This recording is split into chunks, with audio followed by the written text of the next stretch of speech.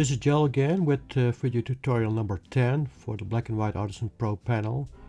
This time I'm going to process a still life, perhaps even 3 still life photographs, because it's quite easy and quite fast to do. So let me get started with this one. So this is a calla lily that I shot somewhere like 10 years ago, and I'm going to process the black and white. So first of all, I'm going to start with the black and white conversion. And of course it's going to be a neutral conversion like always, because that's the recommended conversion. Here we go. And then I'm going to merge it down.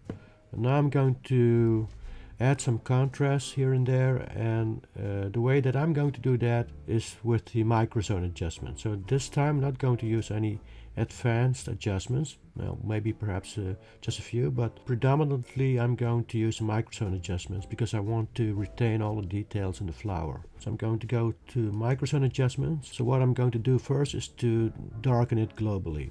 So let me start with the darkest areas first, something like this. Those areas there, and it's around 50, 60. Well, I'm going to go with this one. So I'm going to activate that. Now I'm just going to roughly select it like this, going to medium darken. So that's the first step. Okay, I'm going to darken it even more, like this. Medium darken again. Okay, now I'm going to deactivate it because I'm going to go one zone lower to reveal all the details that you can see there, and I'm doing that without taking any samples because I know that there are always tones in there that are darker than we can actually see, and I'm sure that if I would take a few samples then I would certainly see that some of the tonal values in there are in those areas. So but now I'm just going to guess it and going to add those tonal values to my target area, and then I'm going to darken it globally like this. So you can see that indeed there were several tonal values in there that were in that specific mid-shadow zone.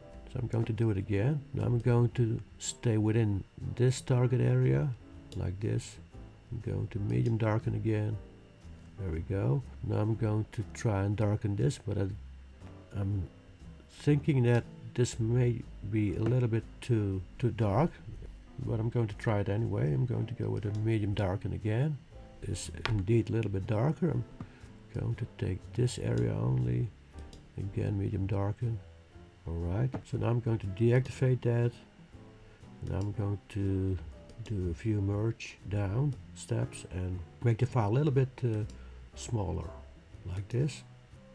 So this is the intermediate result, before and after. So now I'm going to go and try to enhance the highlights a little bit more. So I'm going to take a few samples over there, something like 145, 150. Okay, let's go with something like this, the dark lights. Activate it. Okay, now I'm going to roughly select this area over here, like this, and then medium lighten. Okay, it's like this. Now I'm going to roughly select this area there because I also want to lighten that area. So medium lighten again. See, okay, this looks good. On this part a little bit more. Okay, you don't see that much, but now I'm going to do this even more, like this, and again a medium lighten. Alright, so now I'm going to deactivate it because I think it's already light enough with this the dark lights. Again, a few merge downs. So this is the intermediate result before and after. And now I'm going to target even brighter highlights, and I'm just going to activate mid lights, so without taking samples, because again I'm assuming that there are always tonal values in there in my target area that are going to be in the lighter tonal range. So this is going to be zones 8 and 9. I'm going to activate it. Okay, there it is. Now I'm going to roughly select this part again, and I'm quite sure that I will adjust some of those values in there. Maybe very subtly, but yes, you can see that the highlights there are enhanced. And I'm going to try to enhance those highlights just a little bit more. I'm going to go with strong lighting for now. Very subtle, but it is there. I'm going to merge it down, deactivate it, and let me see what I can do now. I want to target those areas there a little bit more, and they are in lower tonal range, so I'm going to go with the dark lights, activate it. I already used it, but I have to go back again just to target those areas in there. So now I'm going to go with medium lighting. Okay. Yes, it's lighter, so I'm going to do it again. And again, medium lighting. Okay, yeah, so I'm going to merge it down again, before and after, and then deactivate it. And I think I want to get rid of those shadows over there. They're a little bit too strong to my taste. So I'm going to take a few samples, 60, 70, 80. So let's go with the light shadows, activate it, go to target it like this, and then say medium lighten. Okay, it's a little bit lighter, just a little bit more, and again medium lighten. Okay, now deactivate it, merge down a few steps. So this is before, this is after. Okay, so it's already deactivated, and I'm going to go with the mid shadows because I just want to get rid of more of those shadow areas in there, and I'm guessing that I should be in the mid shadow range. So I'm going to select it again, roughly select it, and click on medium lighten.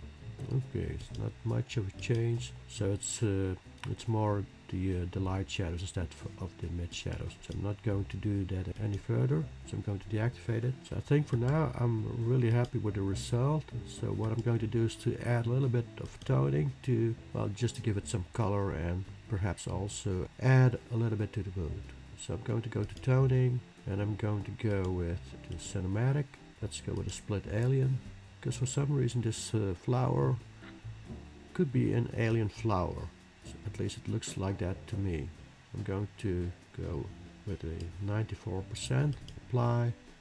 So there it is, and I'm going to zoom out a little bit to see what the overall effect is, because I always like to zoom out to just get a better impression of how the photo would look like. And it's almost the same as squinting your eyes to see where the highlights are, where the shadows are, what the main areas are in the photograph, where the viewer's eyes will be directed to. So squinting your eyes or just zooming out is a very good way to get a very good impression of the distribution of highlights and shadows. And I think I like it. So this is it, and this is, by the way, this is before, and this is after. And it's quite a change.